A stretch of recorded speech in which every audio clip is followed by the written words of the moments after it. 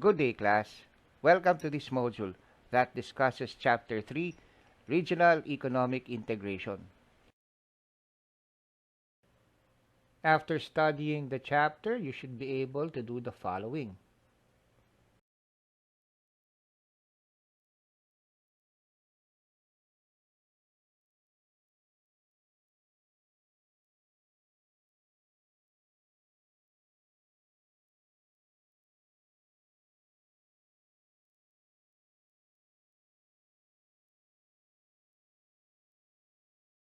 The Trans-Pacific Partnership, also called the Trans-Pacific Partnership Agreement, was a US-led and proposed trade agreement between Australia, Brunei, Canada, Chile, Japan, Malaysia, Mexico, New Zealand, Peru, Singapore, and Vietnam. So these are the countries in yellow, as you can see in the map. This partnership removes up to 99% of tariffs on goods and services. It also prohibited the trade of endangered wildlife. The TPP was also the first regional deal to include comprehensive rules on digital commerce. So this ensured the free flow of digital information across borders. The TPP is an example of regional economic integration. It is an association of nations with the vision of promoting prosperity in the region.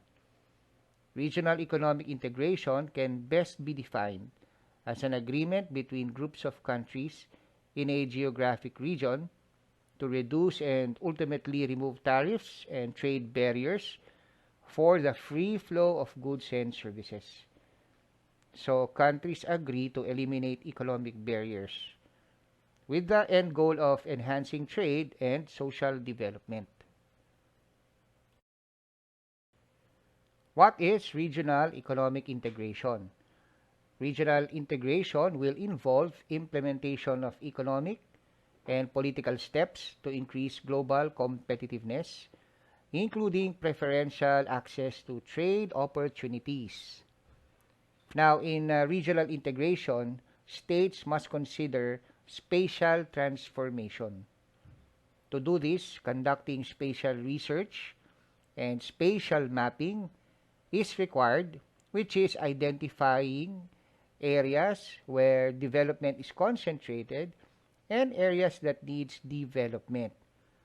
So this is getting a big picture of what regions will be needing in terms of economic support.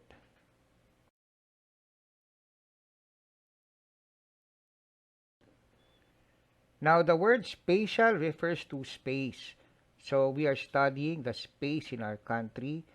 We are identifying the areas that needs access to development. To simplify spatial transformation, we can take the use of economic maps such as this one to identify areas that needs improvement. This GDP map, for example, shows where wealth is concentrated in the ASEAN region. So red means high GDP per capita. Dark blue is low GDP per capita. Now, GDP per capita, just a reminder, is the GDP divided by the population of a country.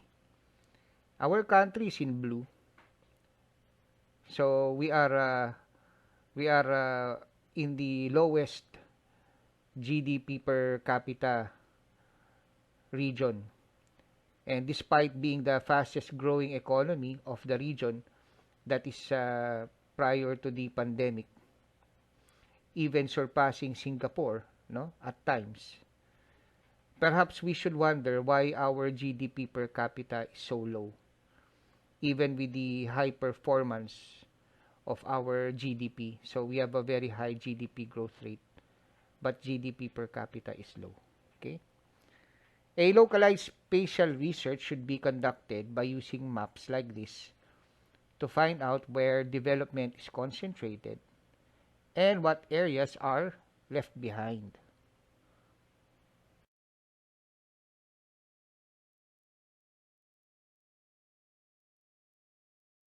What are the stages of regional integration? What levels do countries go through before achieving economic integration? The stages of regional integration begins with defining a free trade area, formation of an area in which two or more countries agree to eliminate barriers to trade, such as tariffs, quotas, and non-tariff barriers must be identified. Next is forming custom unions. This means all free trade member countries would have to adopt a common external tariff. So import tariffs will be the same in all state members, so they won't be competing with each other in the world market. Common market.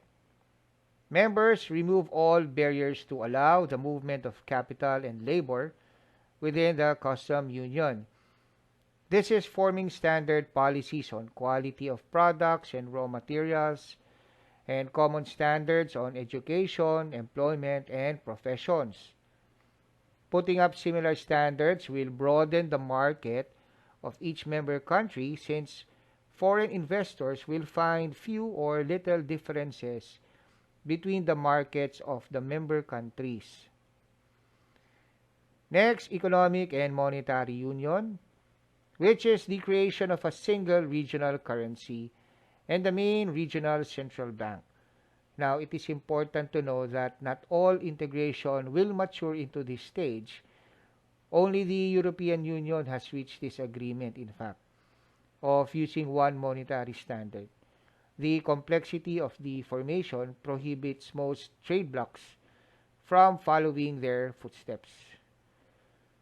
And finally, political unions. This is when member countries arrive at a common defense, security, and foreign policy, behaving like a single country.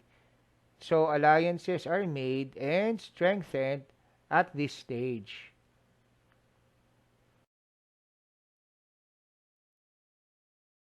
This is a summary of the progress experienced in the stages, and you see how the affirmative conditions are gradually met in every stage.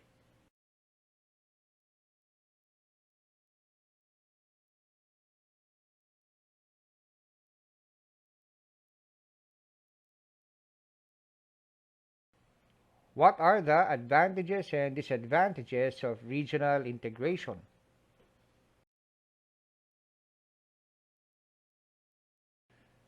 The following are the benefits of regional integration: creating a larger pool of consumers with growing income and similar culture, tastes, and social values.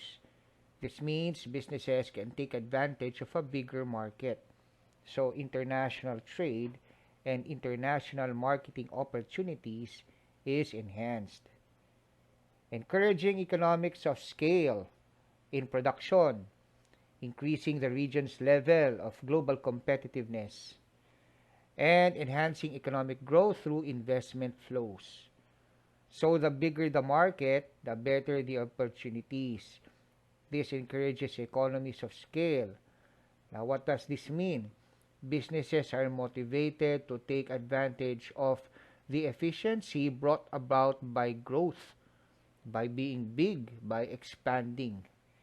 Since they are serving a bigger market, they are motivated to mass produce and take advantage of lower costs due to expansion.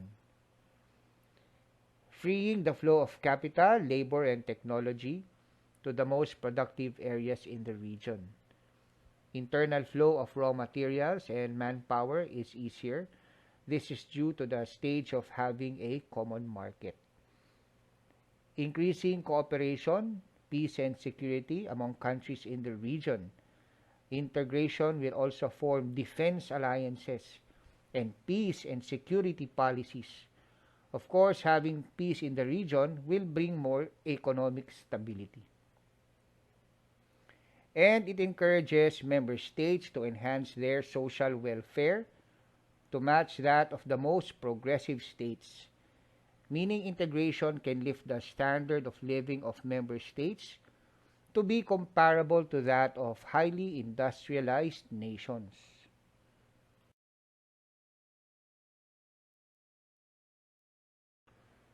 What are the disadvantages of regional integration? First, it undermines or rejects the most favored nation status rule of the World Trade Organization. Now, let me explain with the following slide. The most favored principle rule requires treating other nations equally under the World Trade Organization agreements. So countries cannot discriminate trading partners. A most favored nation, or MFN, clause requires a country to provide any concession, privilege, or immunities granted to one nation in a trade agreement to all other World Trade Organization member countries. So, for example, when the Philippines grants Singapore a special favor such as a lower customs duty for any of their products coming into the country, then the Philippines have to do the same for all other countries that are members of the World Trade Organization. That is the most favored nation principle. So any concession given to a country, to any country, should apply to all other member countries.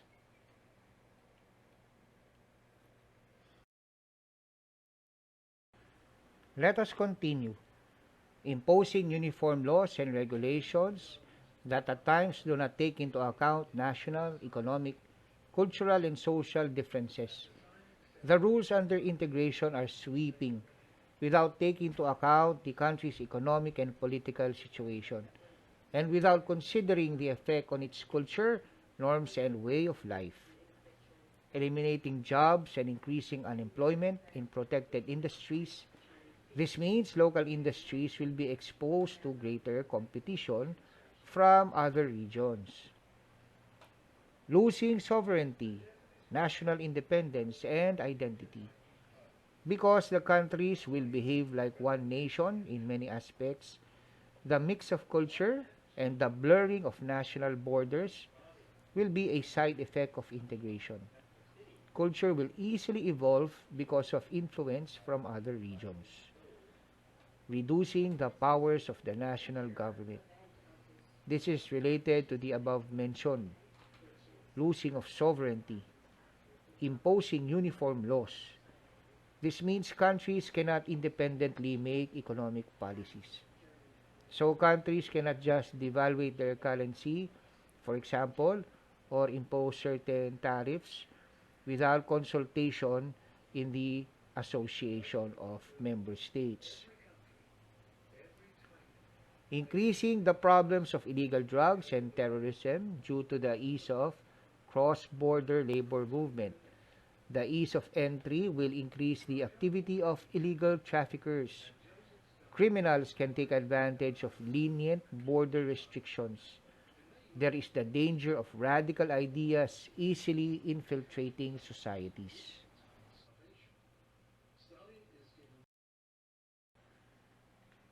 Economic integration requires economic geographic analysis. This is the study of principles that govern the efficient spatial allocation of economic resources and the resulting consequences. It is concerned with describing and explaining the varied places and spaces in which economic activities are carried out and circulate.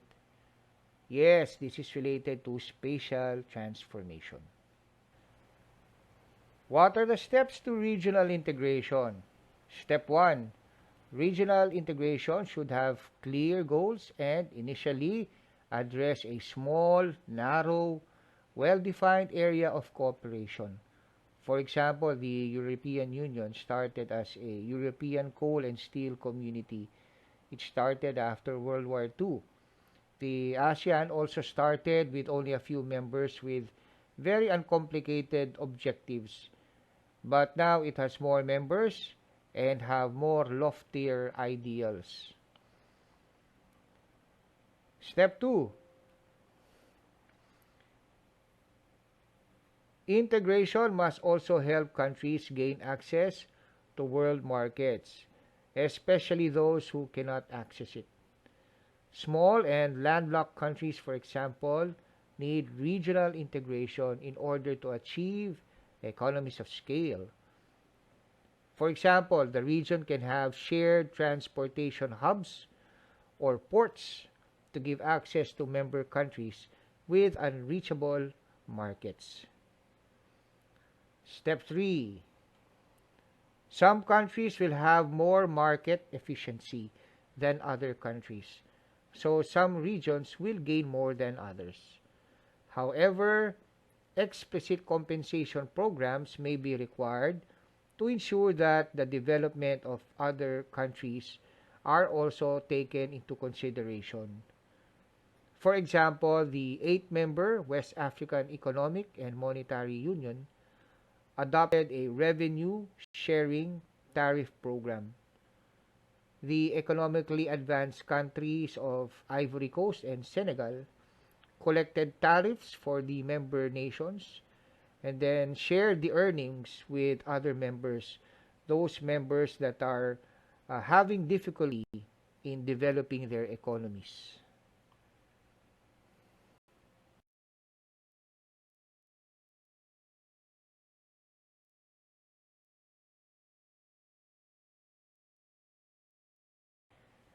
The following exhibits will represent the economic geography of integration.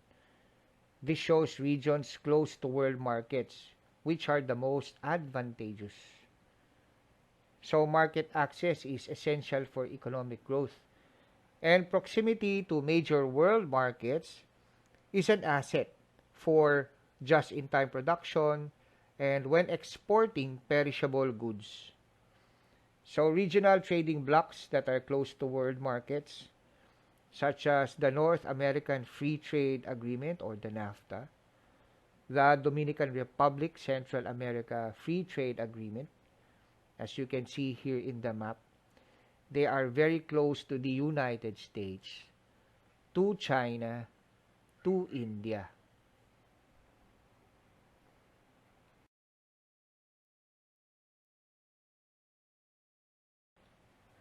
These exhibits are large markets that are far from the world market. So these are markets that are far from the United States, China, India, and Europe. This second group of countries is far from world markets, such as the United States, the European Union, large economies like India and Japan. A large local market gives countries the advantage of attracting industrial activities. If the country's infrastructure is also well connected to world markets, these advantages can be enforced. So you see the countries in yellow, they are far from world markets, but they have potential. In other words, they can attract investment from these world markets, from the United States, from the European Union, to go to their country. As long as, of course, they have stable and competent infrastructure.